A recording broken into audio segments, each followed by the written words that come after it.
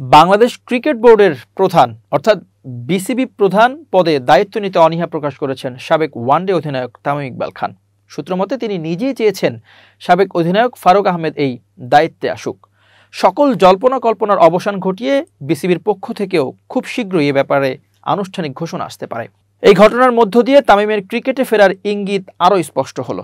Bangladesh cricket বোর্ডে ব্যাপক পরিবর্তনের জোয়ার বইছে এবং অন্তর্বর্তীকালীন সরকার চাইছে নতুনভাবে সকল কার্যক্রম পরিচালিত হোক। সম্প্রতি নারী বিশ্বকাপের প্রস্তুতি পর্যালোচনা করতে যুব ও ক্রীড়া উপদেষ্টা আসিফ মাহমুদ বিসিবিতে এসেছিলেন। তার সফরসঙ্গী ছিলেন তামিম ইকবাল। সামাজিক যোগাযোগ মাধ্যমে আসিফের প্রিয় ক্রিকেটার হিসেবে তামিমের পরিচিতি রয়েছে। তামিম আসিফকে নিয়ে শেরেবাংলা জাতীয় স্টেডিয়াম ঘুরে দেখানোর পাশাপাশি নারী বিশ্বকাপ আয়োজনের জন্য প্রয়োজনীয় সকল বিষয়ে তাকে অবহিত করেন। উল্লেখ্য, বাংলাদেশে বিশ্বকাপ আয়োজনের সম্ভাবনা ক্ষীণ হলেও আন্তর্জাতিক ক্রিকেট কাউন্সিলকে সন্তুষ্ট করতে প্রচেষ্টা চালিয়ে যাচ্ছিল বিসিবি।